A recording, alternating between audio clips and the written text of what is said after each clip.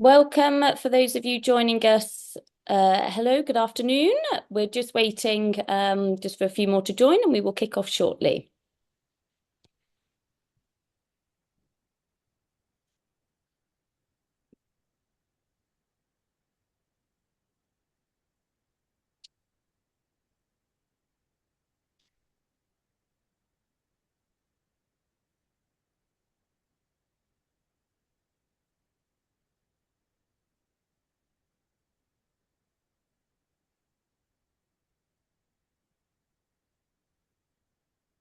Good afternoon, everyone, and welcome to the first of a two-part Banking Bootcamp webinar series brought to you by Fireblocks and Innovate Finance. These sessions are designed to cut through the noise and give you the knowledge frameworks and regulatory clarity you need to move confidently into digital assets. I'm Hayley Sedgwick, COO of Innovate Finance, and I'm delighted to be joined today by John Hallahan, Director of Business Solutions and Advisory EMEA at Fireblocks. So, John, welcome. Thanks for having me, Haley. Good to be on. John will be providing a brief presentation before we dive into questions. So if you have any questions for John during the session, then please post them in the Q&A box on your screen and we will do our best to get them answered.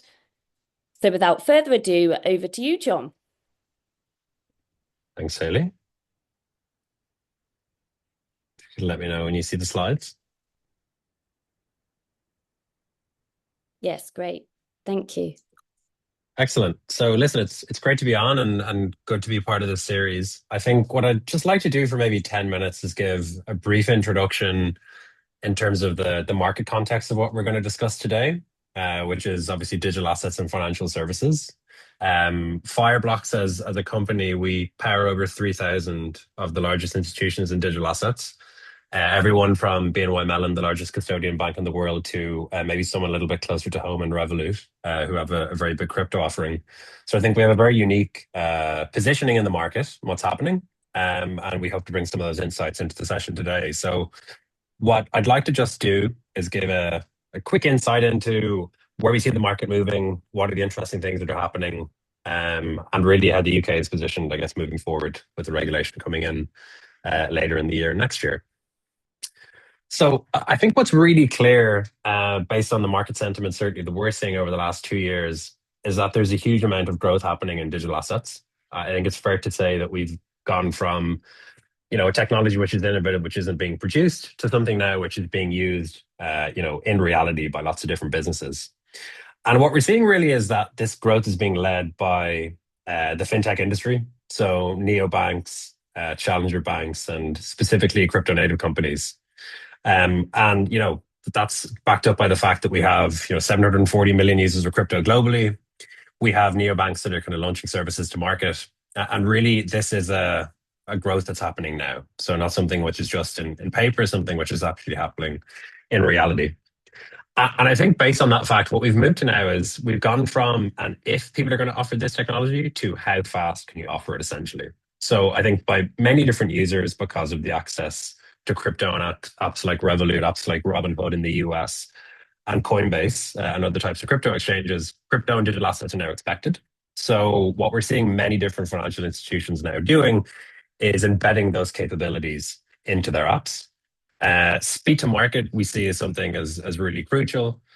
And certainly in terms of launching something which is successful that has enough feature functionality at the start is something which we think is really interesting as well.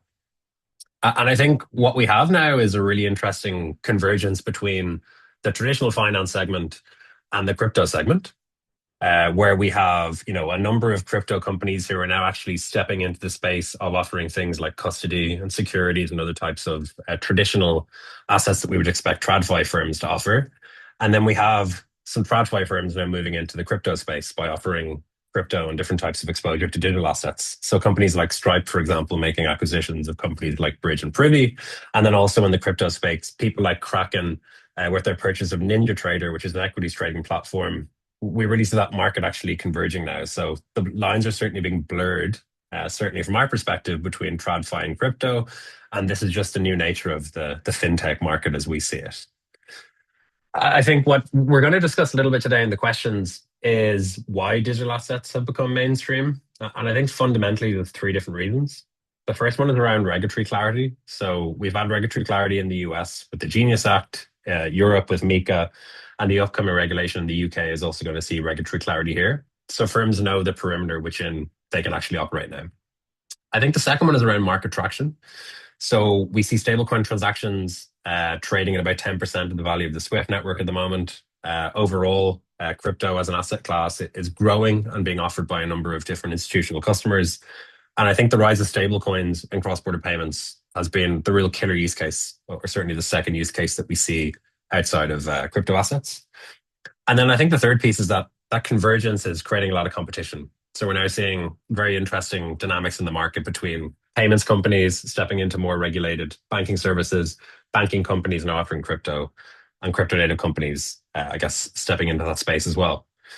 And this is kind of the piece that we see, which is really interesting, creating this storm.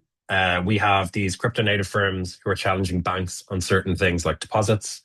We have payments companies who are kind of stepping further down the stack and offering things like more kind of bundled financial services. So Stripe, for example, offering stablecoins in 100 countries.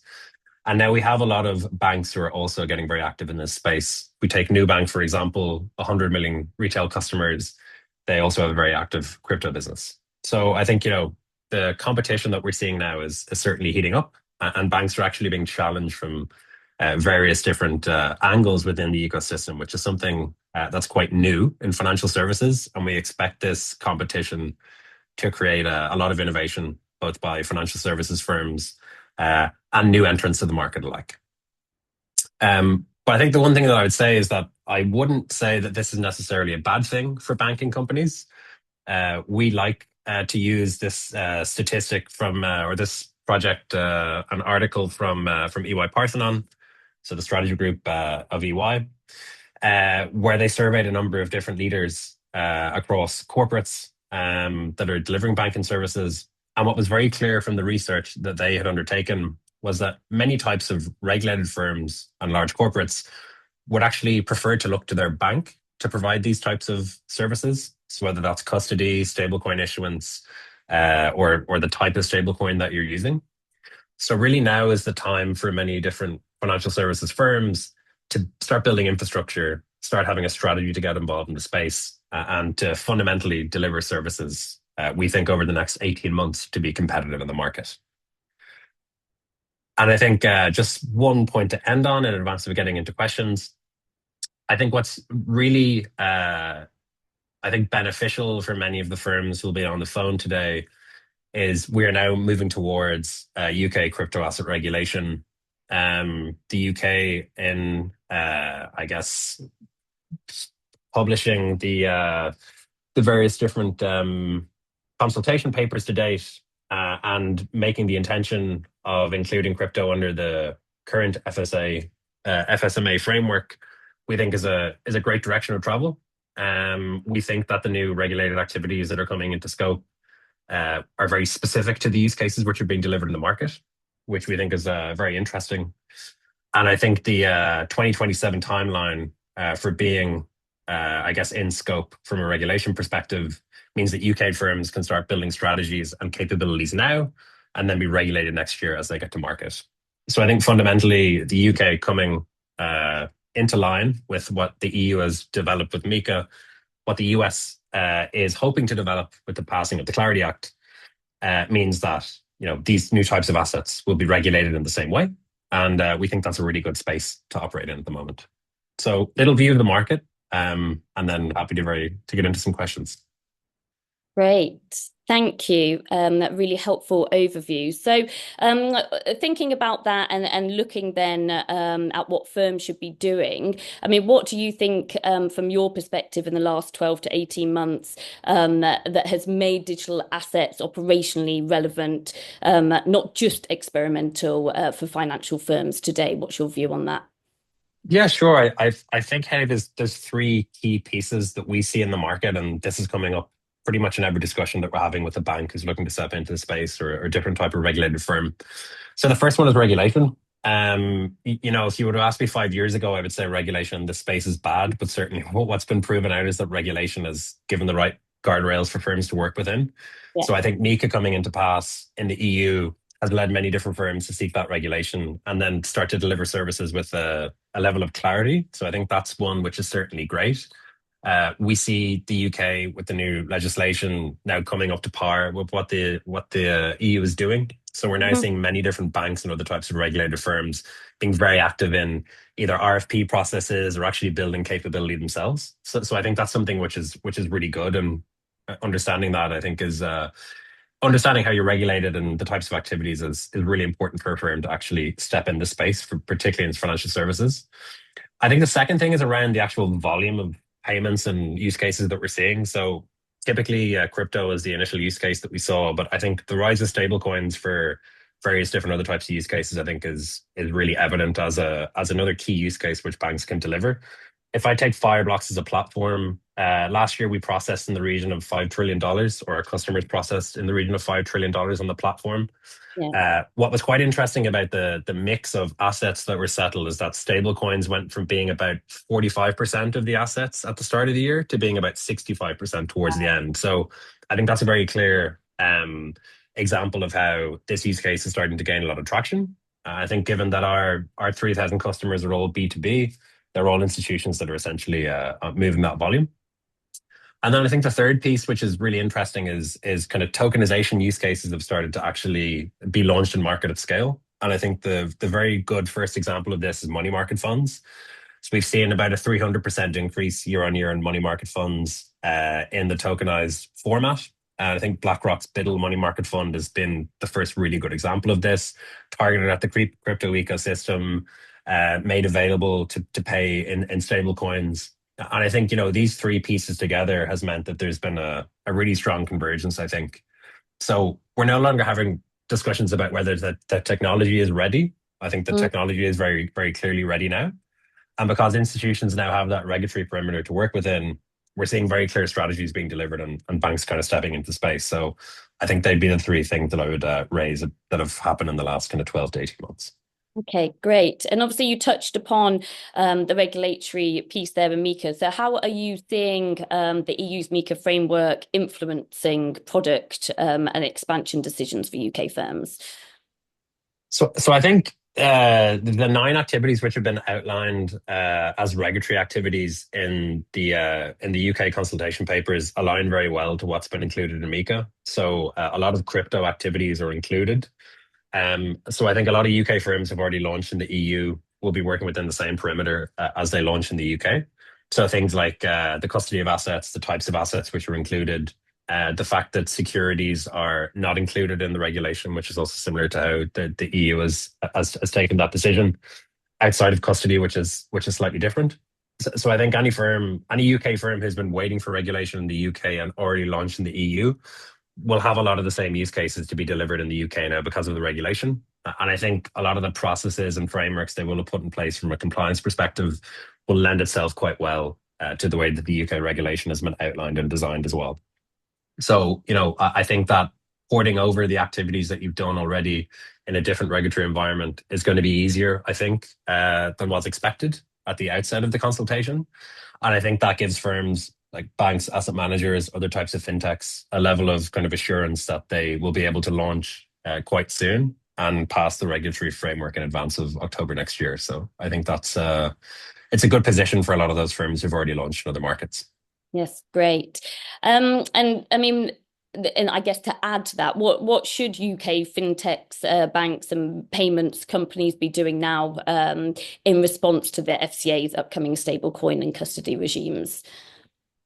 Yeah, I think it's what's good now in the framework of firms who are active in the space is that we're not asking what will the rules say. We're Yeah, now focusing on will we be ready to apply once that yeah, comes yeah. online. So I think that's a really good position to be in. So the pre-application is open next month. Hmm. The authorization is opening in September. So a lot of the firms that we're working with are focusing on kind of building that internal capability and then working with external legal counsel to, I guess, track against these applications.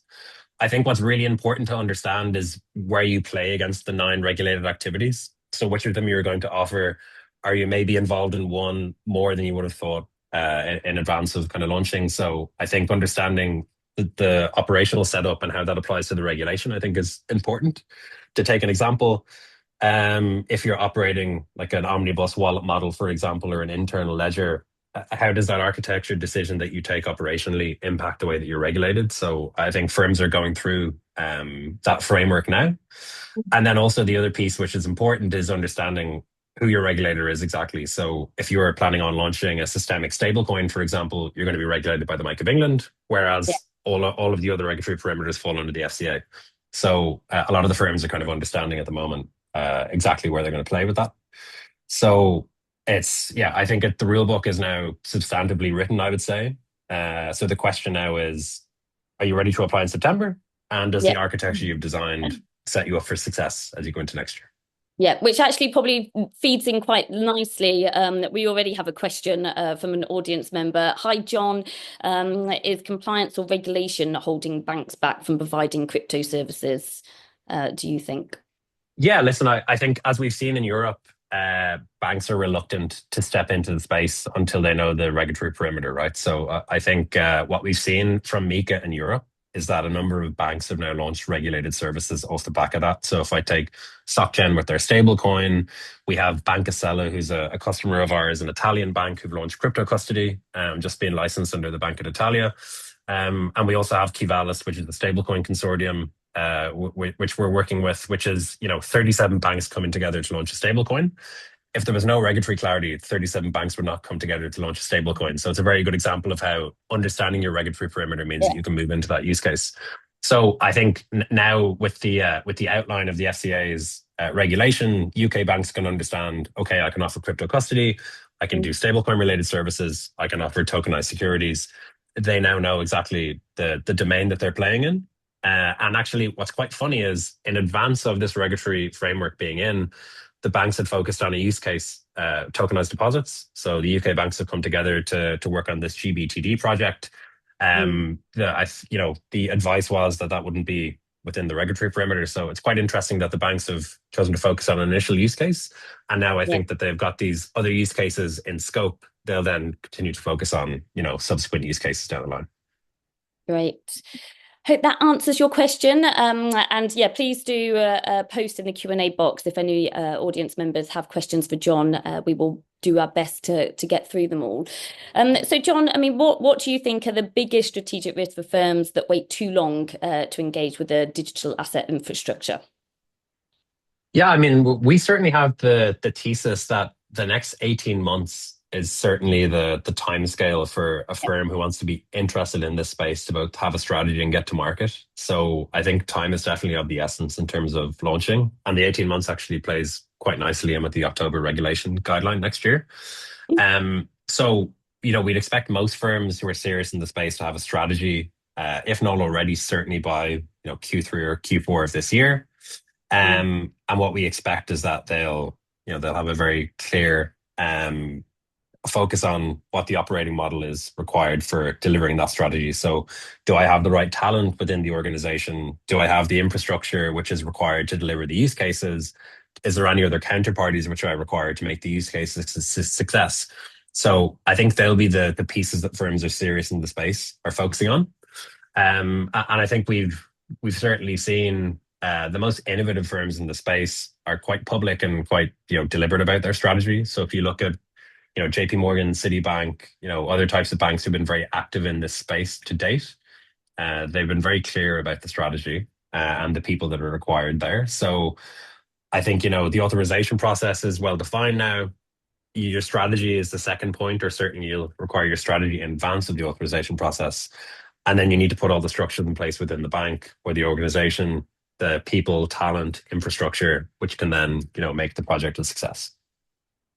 Yeah, and you touched upon my next question then just a little bit. So looking at the internal stakeholders that need to align when putting together kind of a successful, at least a first successful digital asset strategy. I mean, is there anyone else? Obviously, you look at the product, compliance, legal, tech, as you say, the team that you've got. Would there be anybody else you think that would need to engage for that? Yeah, like I think we typically see all the pieces you've outlined there. So the compliance team is really important because, in this space there are new types of assets, there's new types of Mhm. risks which are inherent in blockchain platforms. So, screening transactions, not interacting with wallets which have been identified as being nefarious actors, for example. So there's certainly a cross-organizational piece to bring all those pieces together.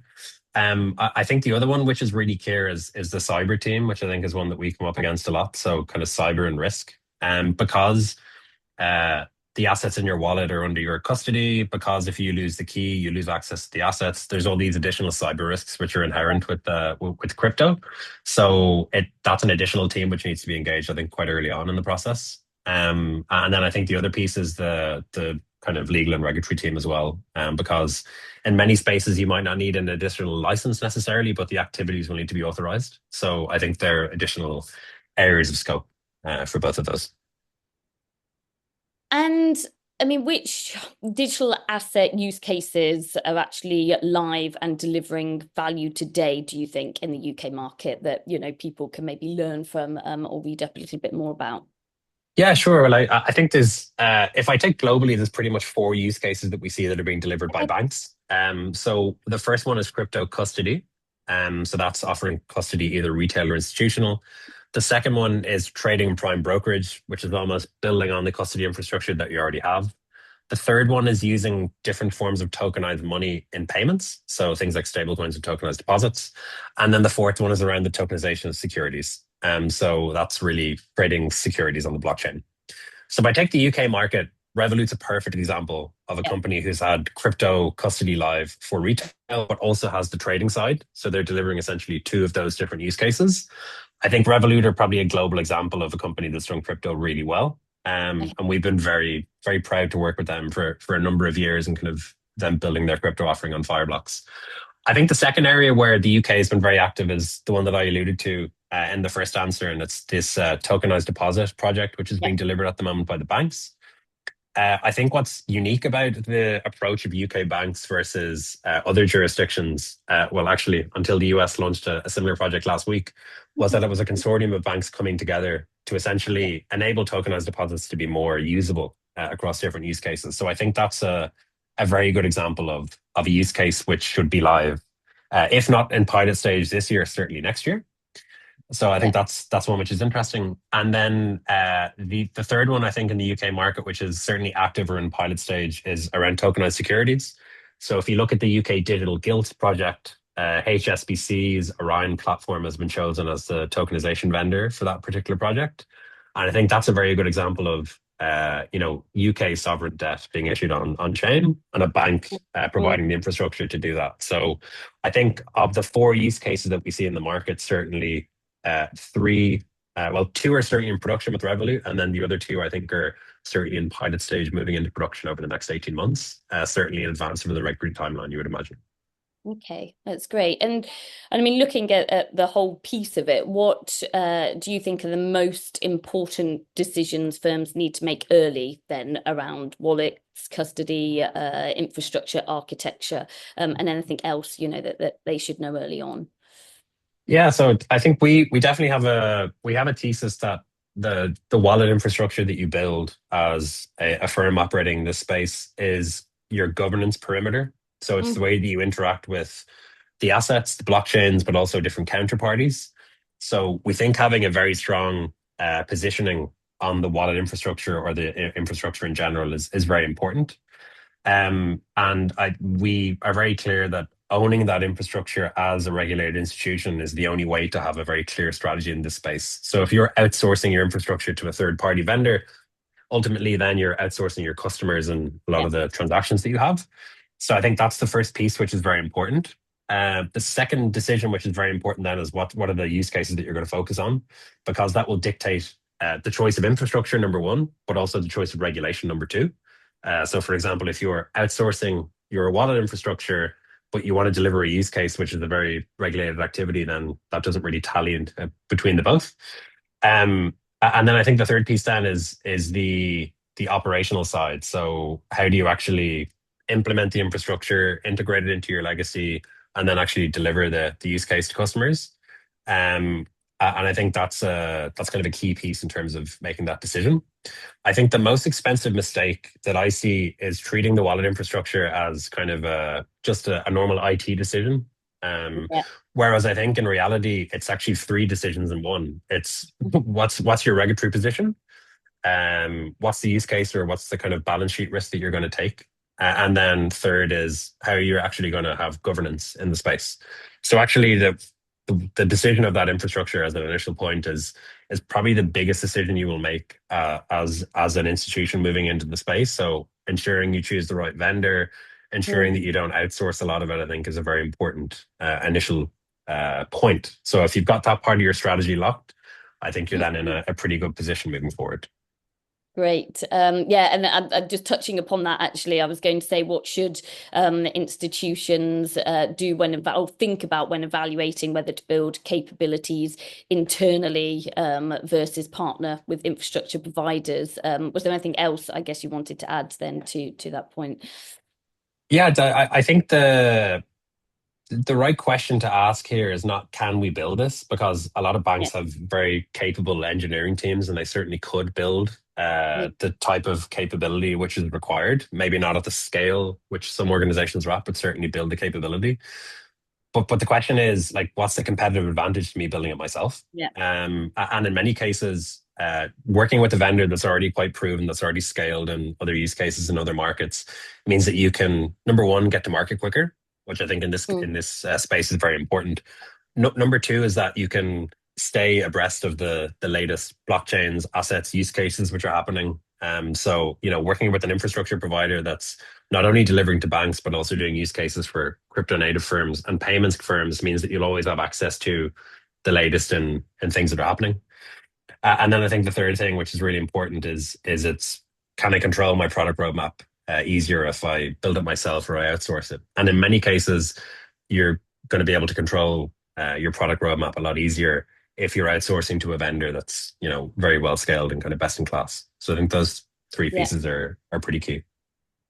And obviously, you've spoken a little bit about the timeline. We've mentioned obviously this 12 to 18 months and people getting ready for, October 2027. It's a kind of a good time to think about Hmm. it now if, companies aren't already thinking about it.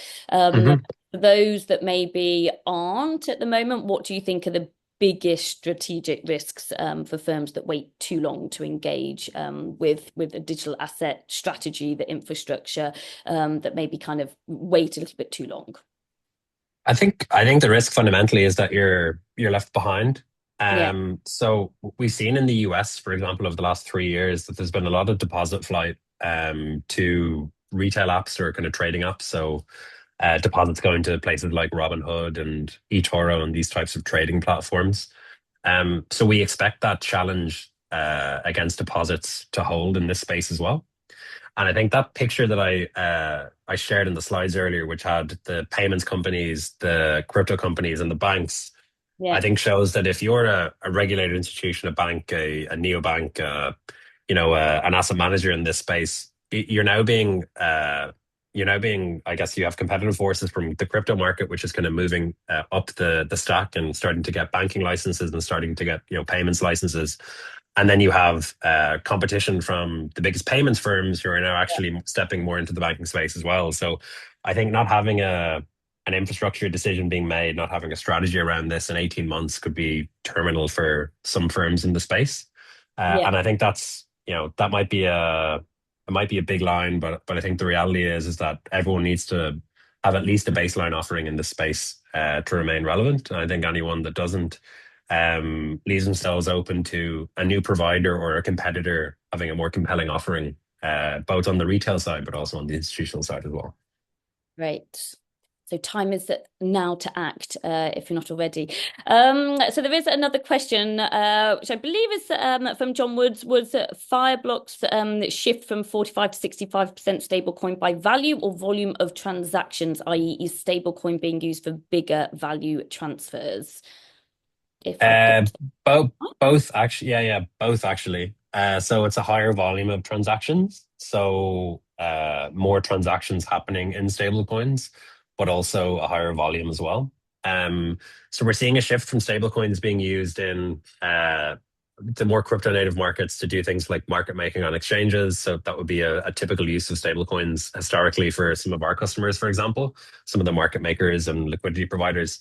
But what we're seeing now is payments companies stepping into the space and delivering use cases like settling to merchants, cross-border payments, and in some case, linking stablecoins to cards.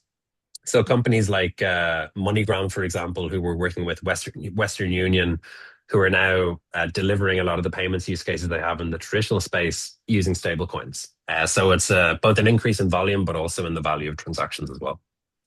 Okay, great. And just a reminder that if anyone has any questions, please feel free to post them in the Q&A box. That we'll do our best to get them all answered. Next one, for a new investor looking to enter the market within the next 18 months, do you think it will be a good time to enter this market? Yeah, I guess it's what type of investor. So I wouldn't give investment advice for a retail investor if we're talking about crypto, but I think if you're a VC, or if you're investing in kind of crypto or digital asset companies, I think it is a pretty good time to enter in the market. We're Yeah. starting to see some really interesting companies that are focusing on use cases like stablecoin use cases, privacy use cases. We see blockchains like Canton and ZK Sync, who are now very much focused on privacy and financial institutions.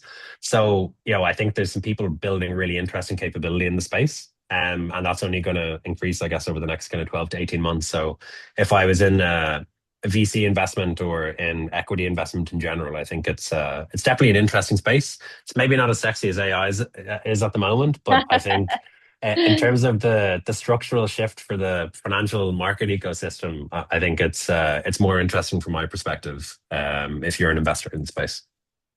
Yes, yeah. Something different than just AI that we're hearing a Certainly. lot of. And another question has come in from a Fireblocks perspective. How do you view the competitive landscape for interoperability players in the near term and long term? Yeah, I think we I mean, guess as an infrastructure provider, the fact that we're providing technology, we're not regulated, we take an agnostic approach to pretty much everything. So we support like 155 blockchains, we support thousands of tokens, we support smart contracts that are written by us, written by partners. We kind of have that approach. So from our perspective, we have projects that are live with pretty much all of the major interoperability providers, Layer Zero, Chainlink, Onera. I think all focusing on slightly different use cases in the space. So, I think from my perspective, those technologies are scaling. And I think the projects that are being used across the three of them are all kind of interesting and in different ways. So I don't think one necessarily is leading, but I think certainly if you're a provider in the space now who's issuing a stable coin or a security who wants to operate across different ecosystems, there's lots of viable solutions now which make that a reality. So I don't think there's necessarily one leader, but Yeah. certainly we see two, three, four providers who are really interesting in the space and kind of building very interesting capability. Great. I hope that answers your question. So I guess turning it on its head, what would make you advise a company not to enter this space yet? I don't think I would advise a company not to enter this space. I guess Without a strategy, maybe, or yes. yeah, like I think it's more of a question of what use case do you focus on. So I think if you're focusing on the crypto use case, you want to just offer crypto trading. We have seen firms be successful in outsourcing that. Mm, But then as you begin to scale the offering, offer new types of assets, etc., you then need to bring the infrastructure in house to kind of control that roadmap. So for firms that are kind of dipping their toe in the water, sometimes that use case makes sense. But certainly from our perspective, owning the infrastructure means that you can deliver the first use case, but also the second, third, fourth use cases at quick order afterwards. So I think if I was an insurance firm who is underwriting, I don't think you necessarily need to have a digital asset strategy, for example. But if yeah, you're in the money flow, if you take deposits, if you custody assets, if you work with securities, I think you need to have a strategy in the space. So not every single financial services firm needs to have a strategy necessarily as of now, but certainly the firms that are, operating at large scale, do, from my perspective. great. And what do you think are the biggest misconceptions around wallets and custody among traditional financial institutions?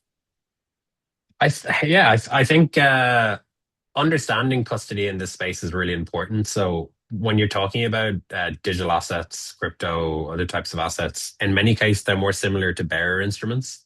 So what that means is that the asset actually gives the holder title to the asset. So when you own a traditional security now, the it's held at, say you own a treasury bill in the US, that actual record is held at DTCC, for example. Or if you own a European equity, it might be held at Euroclear or an LSEC.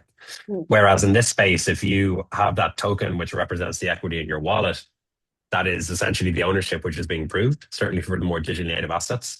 So understanding that framework of custody is a learning curve for many institutions who already operate in the space. Yeah. And then understanding all of the operational guardrails that go around, I guess, securing that wallet and kind of holding that wallet is another kind of learning curve there. So I wouldn't say it's necessarily a misconception, but I think understanding that digital asset custody is different to traditional custody. Like things don't exist in a vault, they're held in a wallet. The wallet is controlled by keys, not by a third party. I think they're typical discussions that we'll have with the firm who's looking to understand the space, getting up to speed, delivering their strategy. That's a very regular discussion that I'll have with, large banks, neobanks, asset managers who are moving into the space. So I think that kind of knowledge sharing at the start, I think, is very crucial as firms are starting to build their capabilities in the market. Yeah, definitely agree with that. And now, obviously, as companies are putting together their digital asset strategies, you're going to have some of the smaller fintech firms say that don't have the same level of budgets as these kind of bigger financial institutions. So how would you advise kind of those smaller firms that maybe don't have those budgets? Where should they kind of start and focus on in the initial instance, do you think? Yeah, I think it's understanding what are the use cases that are crucial to your business. So if you're a small custodian, for example, or a fund administrator, it's Mm. understanding what's happening in your ecosystem. So let's take the fund administrator as an example. So lots of small fund administrators in Europe, in the UK, for example, who are servicing maybe alternative assets. So for those firms, it might not make sense, or they certainly might not think that digital assets is something which is kind of happening or going to impact them. But actually, if you take some of the biggest fund administrators in the world, SS&C, for example, have bought a company called Calistone.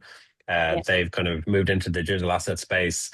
Apex, who's a big fund administrator and transfer agent, has bought a company called Tokeny, which is a tokenization provider. So I think for smaller firms, it's understanding for the use cases that you're involved in or the market you're involved in, what is the market dynamics, what's happening, understanding the latest news, Yeah. and then doing an assessment of whether that impacts you or not. So if you're going to be impacted by that or not. And then if you identify that you are impacted, it's then delivering against that initial use case. So whether that's partnering with a firm who's already got capability or building it yourself, that's a decision point to make depending on budgets. But that's certainly what we'd recommend for smaller firms operating in the space. If you're in a lucky position that the service that you're delivering is not impacted, then great. But if you're in a market where it's evolving, there's things happening, it's important to stay up to date on that and understand how that can impact your business. So I think that would be the recommendation that I'd make for smaller firms who are dipping their toes in the water. Great. So you touched upon earlier a bit around kind of the regulatory hmm landscape and a few milestones, I guess, that are coming up. Is there anything else, do you think, from a regulatory milestone standpoint that firms should be looking out for? Any kind of key important dates that they should mark in their calendars over the next kind of 12 to 18 months? Obviously, we've mentioned a few, but are there any others you think for firms? Yeah, I think the main one is definitely the application window opening in September, Yeah. and the regulation coming in force from October. Yeah. Now, if you work back from that, then I think it's how do you get the application in? What are the steps you need to Yeah. take in advance of doing that? So I'd almost be building a map back from that application deadline that many firms have.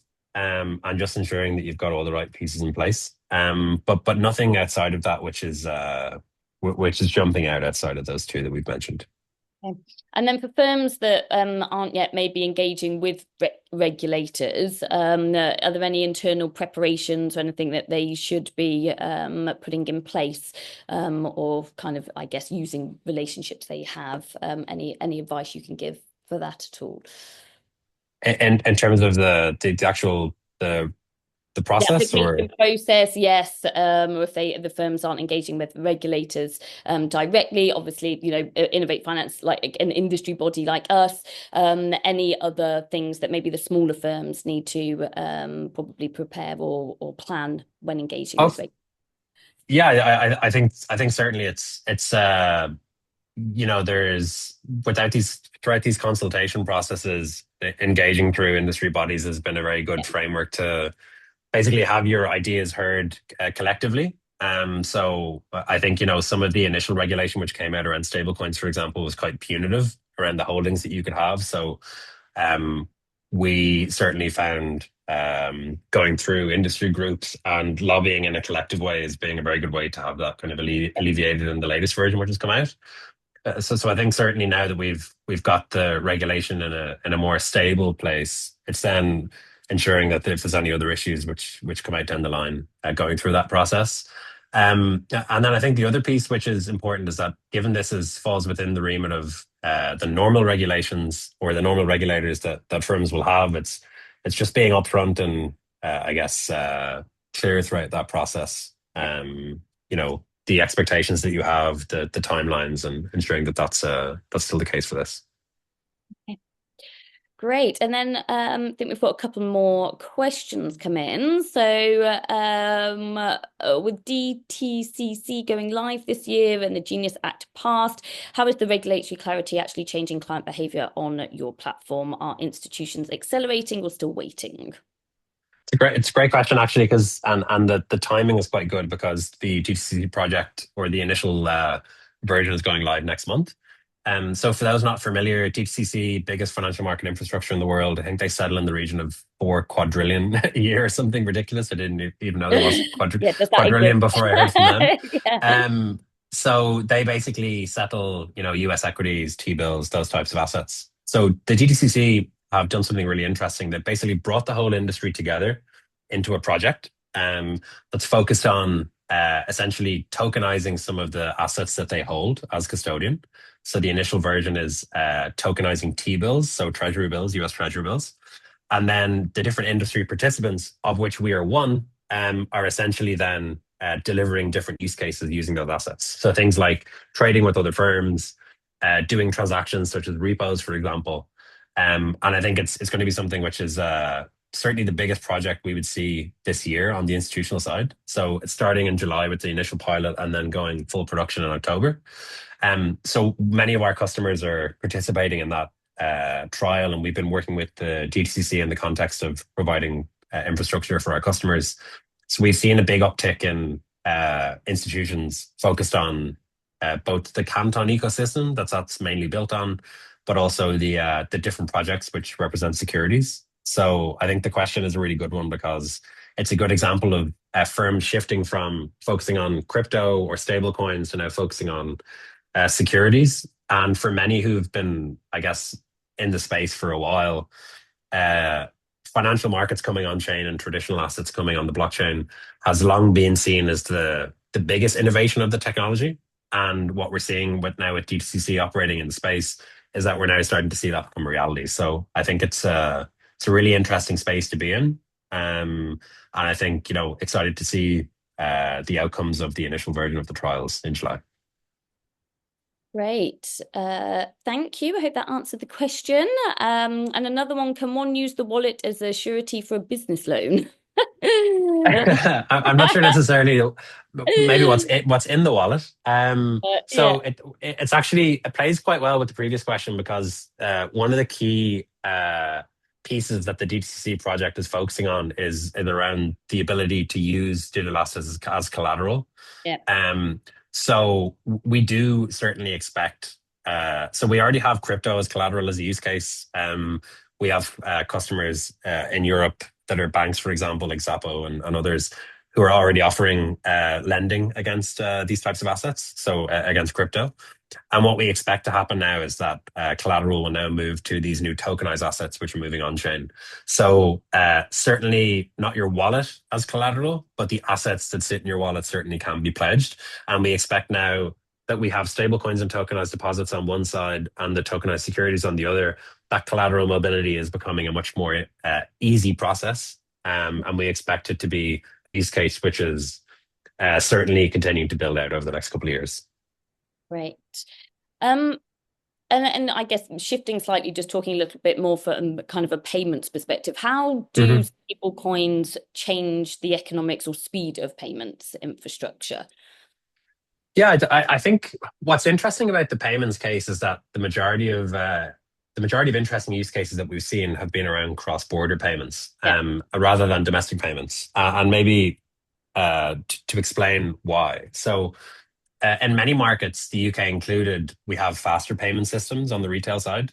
So, there's faster payments. There's CHAPS in the UK. There's SEPA in the EU. There's PIX in Brazil. So, Yeah. payments between myself and yourself, if we're sending transactions, is actually quite an easy process. Or you use things like Revolut and other types of apps. But on the institutional side, if you talk about cross-border payments, so if you ever sent money to a family member in a different country that isn't in Europe, for example, you'll know that it takes a lot of time. The fees are quite high, and that it's a pretty annoying process because there's no predictability about when the funds will land. So where we've seen stablecoins have the most interest is in that cross-border use case. So if you take remittance firms like Western Union, for example, they're now looking at using stablecoins for their cross-border flows to offer a more competitive product, which is cheaper. And the reason that the stablecoin flow is cheaper is because you're going from on ramp transfer to off ramp. So basically, you've got two transactions essentially which are happening. Whereas in the traditional payments world, you're going from one bank in the UK to maybe a bank in the US, and then that bank in the US is sending the money to another bank in the US, and then it's being sent to a bank in Brazil. So every one of the banks that have a hop in that cross-border flow is taking a fee, which means that the cross-border flow is both expensive because you've got three or four people taking a fee, but it's also slow because they'll all have their own process to process those transactions. So what we've seen with stablecoins is that because you're sending from a wallet to a wallet, that transaction can go from taking maybe 3 or 4 days, depending on the corridor, to in some cases 3 or 4 minutes, depending on the case. So when we're talking about the benefit of stablecoin for payments, really we're focusing on those inefficient parts of the payment ecosystem. The parts where payments are more efficient, like faster payments or card payments, for example, we're not seeing as much of an interest. But certainly for the areas where there's a gap, we're seeing stablecoins be a very good use case to plug that. Yeah. So would you say that you see stable coins complementing existing payment rails as opposed to competing with them? Yeah, I think it depends on the use case. So if you're Yeah. sending a payment in your country, you're going to use faster payments. If you're sending a cross-border trade, you might use stablecoins.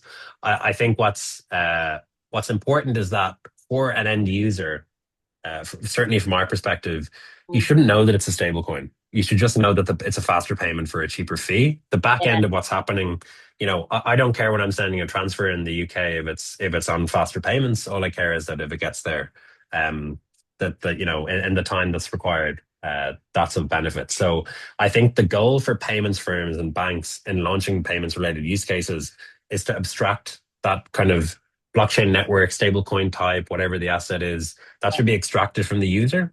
You should just be delivering a good user experience and the benefit of the payment being faster. The user doesn't necessarily have to know that it's a stable coin under the hood. So, the most interesting payments firms in the space, like Stripe, for example, you don't necessarily have to know that it's a stable coin on a certain network. So I think that approach as a payments firm is the key to success in the space. And talking from an operational perspective, then, what would you see as kind of the operational risks that fintechs and financial institutions need to consider the most when handling digital assets? I think it's certainly to make sure that you've got the right governance in place. So, Yeah, like okay. from an operational standpoint. So, I think what many people in the market understand about digital assets. It's quite cumbersome to maybe send transactions. So if you as a retail user sending crypto is difficult, it's the same for an organization. So that's why many will use infrastructure providers like Fireblocks to essentially make that an easier process for them to implement into their systems. And I think from an operational perspective, it's ensuring that for certain processes you have, like sending transactions or sending assets, that you have the same governance processes in place. So things like ensuring that a transaction over a certain size is approved by your manager, for example, or if there's a process where two or three people need to approve in advance of something happening. So from an operational standpoint, for many of the firms who are building in the space, it's ensuring that you've mapped the governance you have in your traditional systems to digital assets and making sure from an operational perimeter that you've got all those safeguards in place to ensure that some of those things don't happen. So you don't end up sending a large amount of funds to a wallet that you didn't intend to. So I think that's from an operational standpoint a very key piece. Great. And then for those companies, especially, the fintechs that are, as we mentioned before, maybe thinking about their digital asset strategy, if maybe they need to put some position papers together for their boards to get them thinking about their digital asset strategies, get them buying into it, what would be kind of the top things to include or the advice that you would give for leaders of these fintechs putting together a strategy for the board review? I think it's using best in class data and examples in that process. So many industry bodies will publish reports on the technology. So I think that's a very good source of information. For example, many consulting firms will also publish information around the technology. So I think that's another good source of information on use cases and statistics and what's happening. I'd referenced the EY Parthenon report earlier, for example. And then I think the other thing is crypto firms who are also delivering these types of reports. So Chainalysis has this state of crypto report that's published on a yearly basis. It has the activity in different countries. It has the use cases which are required. I think they're very good sources of information in building that capability. And then if you are a fintech firm who has a competitor that's launched in the space, that's the best example of something to include in whatever board brief that you have.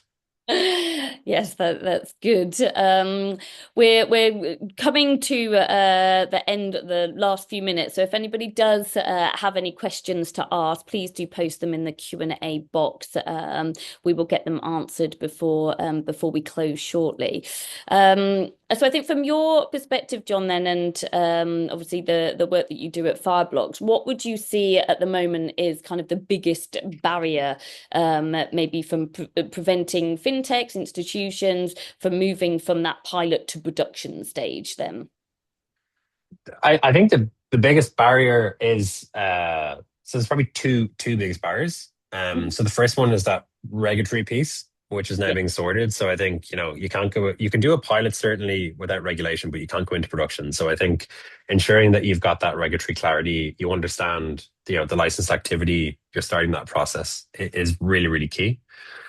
And then I think the second piece is that operational point that we spoke about in the last question, and that's really understanding you've got all the integrations into your core systems, that you've mapped all the kind of governance and compliance rules, that you've made the system usable, and that's how you go from pilot to production. So that's a journey for the company. It's like a change management process, which Yeah. a lot of banks and fintech companies will do. It's sometimes a new operating model for how you deliver things. So Yeah. I think ensuring that you're set up for success and deliver that project successfully means that going from mapping all of that in the pilot and then implementing it means that you can get to production a little bit easier. So I think they're the two biggest stumbling blocks that we see certainly in the space. And if people, I mean, obviously some of these fintechs maybe don't have large teams, what would you say are the biggest kind of skills gaps that you see in the organizations? If people are thinking, right, we need to put this digital asset strategy together and, maybe they have a bit of budget for hiring or at least bringing in consultants, where would you say that the biggest kind of focus on the skills gaps would be?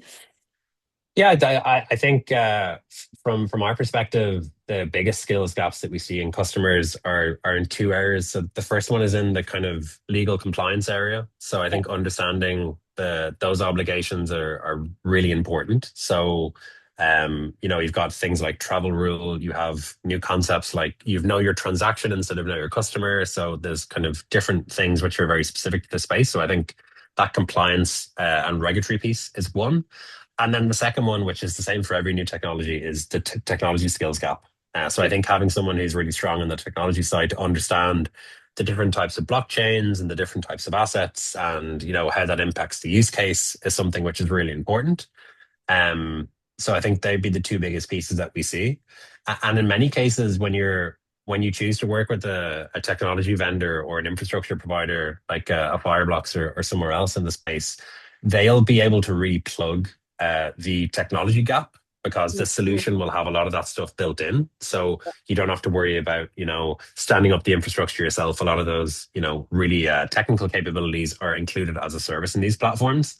Yeah. But on pretty much every project, that compliance gap is one that can hurt in terms of both applying for regulation, but also setting up things in place. So if you were to fill one key gap in the space, I would say that would be the gap because you've got so many good sources of market information now. You have AI models that can scrape different things. So really, that's the compliance piece. I think that's the important one. It is super helpful, I'm sure, to many of our organisations to know that. So, I mean, we are drawing to a close. I think obviously you've shared a lot of information, and it's been really insightful, and hopefully people can really take some nuggets of information away. I guess to summarise, if a firm wanted to act now after listening to this session, they didn't know quite know where to begin. What would you say were like the top 3 steps to do next week in getting ready to put their digital asset strategy together? Yeah, I'd say number one, read the regulation. So that's always the first one. I think getting familiar with the regulation, understanding the different components, like that is point number one. Point number two then is understand based on that where is the area we want to play. So number one, and how do we want to win? So I think from a strategy perspective, understanding what's the use case and like how does that give us a competitive advantage? That's definitely a number two. And then number three is map out based on the use case, what's the infrastructure that we need? And then you have that decision around the build versus buy. So I think, if I was a firm who's regulated in the UK, thinking about getting involved in the space, they'd be the 3 steps that I'd take. Yeah. And I think that's the setup for success. Fantastic. And is there any final thoughts or words to share with our audience? I think we've just got maybe one. Oh no, thanks a lot. It was very helpful indeed. Agree with that. Any final thoughts or words you want to share with our audience today? Yeah, like I think it's if any of the areas have been interesting, feel free to reach out. Happy to have a discussion on it. And I think it's a very exciting time now to be building in this type of business in the UK, given that what's going to happen over the next 12 to 18 months. So I think ensuring that you've got a strategy in place and delivering on it is the important piece. So hopefully some of the insights that we've given today will help firms in making that decision over the next while. Yes, great. Thank you. And thank you for joining us, John. And thank you to all of our listeners. As mentioned previously, this is the first of a 2-part webinar series. So we've got our next coming up, same time, so 3 p.m. on Thursday, 9th of July. So we hope that you can all join us then. In the meantime, thank you very much, John. And thank you very much for everybody listening. Enjoy the rest of your afternoon. Thanks. Thank Bye. you.